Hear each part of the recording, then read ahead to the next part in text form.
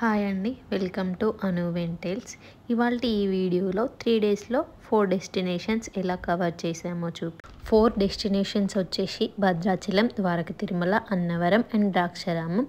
మేమైతే early morning 6 AM కార్లో భూపాలపల్లి నుండి స్టార్ట్ అయినాం.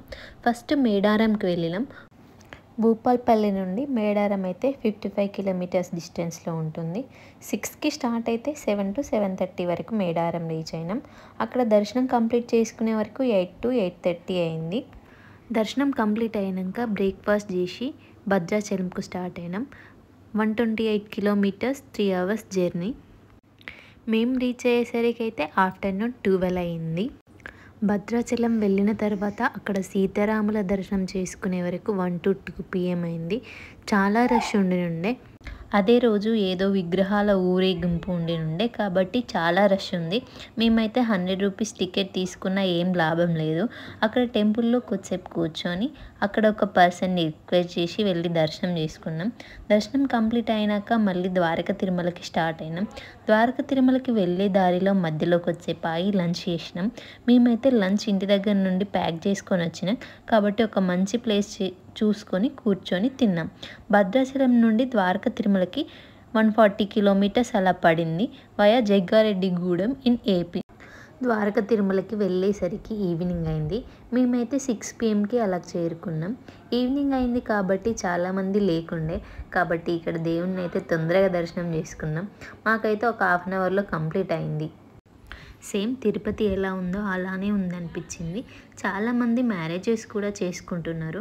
ఇక్కడ ప్రసాదం తీసుకొని మళ్ళీ అన్నవరంకి బయలుదేరినాం. మేమైతే 7:30కి అలా బయలుదేరినాం. ఇక్కడ నుంచి అన్నవరం అయితే 150 కిలోమీటర్స్ డిస్టెన్స్లో ఉంది. అన్నవరంకి చేరుకునేసరికి 10 PM అయింది. Almost 3 hours journey. మధ్యలో ఆగి ఒక 1/2 hour టీ బ్రేక్ తీసుకున్నాం. మేము వెళ్ళేసరికి నైట్ అయింది కాబట్టి రూమ్స్ దొరకడం చాలా కష్టమైంది. ఎవరైనా వెళ్తే ముందే బుక్ చేసుకొని వెళ్ళండి. మేము నార్మల్గా దొరుకుతాయిలే అని వెళ్ళినాం కానీ చాలా కష్టమైంది. బయట ప్రైవేట్గా రూమ్స్ చూసినా దొరకడం చాలా కష్టమైంది. 1000 రూపీస్తో ఒక చిన్న రూమ్ దొరికింది. ఎలాగో అలా అడ్జస్ట్ అయినాం కానీ 1000 రూపీస్ వర్త్ అనిపించలే. ఫస్ట్ డే ఇలా గడిచిపోయింది. నెక్స్ట్ డే మార్నింగ్ లేచి ఫ్రెష్ అప్ అయ్యి టెంపుల్కి బయలుదేరినాం. అన్నవరం అంటేనే మనకు ఫస్ట్ గుర్తొచ్చేది అన్నవర ప్రసాదం మరియు సత్యనారాయణ స్వామి వ్రతం. ఇంత దూరం వచ్చి సత్యనారాయణ స్వామి పూజ చేసుకోకుండా ఉంటామా? సో 300 రూపీస్ టికెట్ తీసుకొని సత్యనారాయణ వ్రతం చేసుకున్నాం.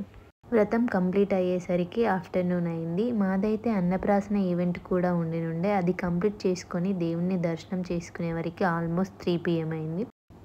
బ్రహ్మ, విష్ణు మరియు శివుడు ఈ ముగ్గురు ఉండే పుణ్యక్షేత్రం అన్నవరం. ఆల్మోస్ట్ ఒకరోజు అన్నవరంలోనే గడిచిపోయింది. ఇక్కడ నుండి కాకినాడలో ఉన్న ఉప్పాడ మరియు కాకినాడ బీచెస్ చూద్దామని బయలుదేరినాం. అన్నవరం నుండి కాకినాడకి 40 కిలోమీటర్స్ డిస్టెన్స్లో ఉంది. మేము వెళ్ళేసరికి ఈవినింగ్ అయింది కాబట్టి బే ఆఫ్ బెంగాల్ వ్యూ అయితే చాలా బాగుంది. 7 PM నుండి బీచెస్కి నాట్ అలౌడ్. సో మేము వెళ్ళినాం కానీ బీచ్లో ఆడుకోలేకపోయినాం. నేనైతే ఫస్ట్ టైం చూసిన బీచ్ని చాలా మంచి అనిపించింది. మేము వెళ్ళిన ఉప్పాడ రోడ్ మాత్రం సముద్రం పక్క నుండే ఉంది. వ్యూ అయితే చాలా బాగుంది. ఆల్మోస్ట్ 10 కిలోమీటర్స్ వరకు సముద్రం పక్క నుండే వెళ్ళినాం.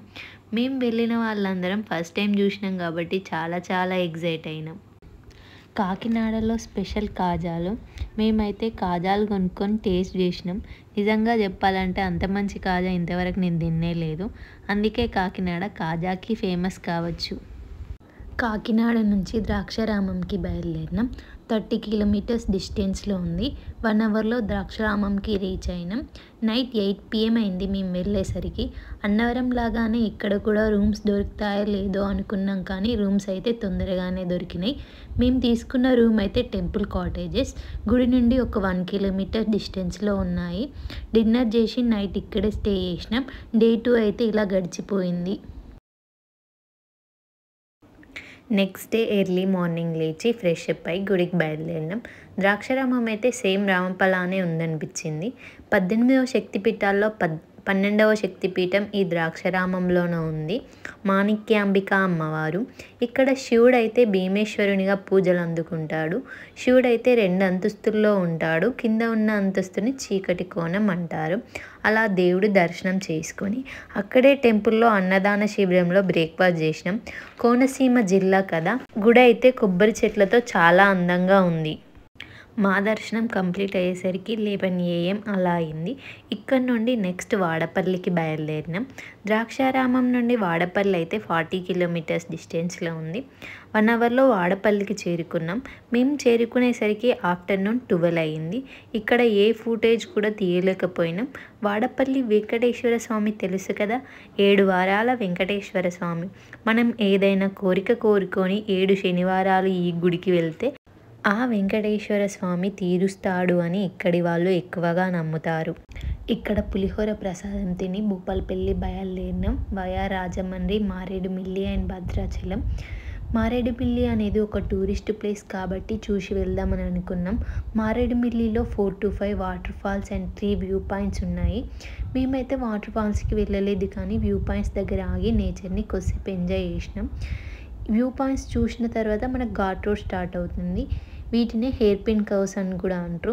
ఈ మారేడుమిల్లి థిక్ ఫారెస్ట్ దాటనికి 2 hours టైం అయితే ఖచ్చితంగా పడుతుంది.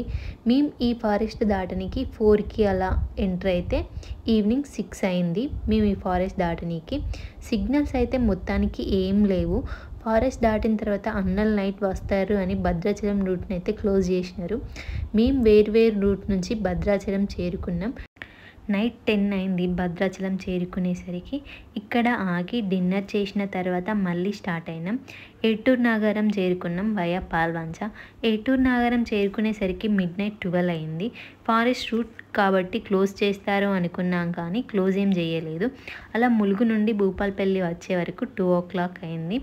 ఈ వీడియోలో మేము కవర్ చేసిన డెస్టినేషన్స్ అయితే మేడారం, భద్రాచలం, ద్వారక తిరుమల, అన్నవరం, ఉప్పాడ బీచ్, ద్రాక్షారామం, వాడపల్లి మరియు మారేడుమిల్లి. మొత్తం డిస్టెన్స్ వచ్చేసి 1100 కిలోమీటర్స్. ఆల్మోస్ట్ 15,000 రూపీస్ పెట్రోల్ ఖర్చులు అయితే అయినవి. ఈ వీడియో కనుక మీకు నచ్చినట్లయితే do like, share, comment and subscribe to అనువెన్ టేల్స్.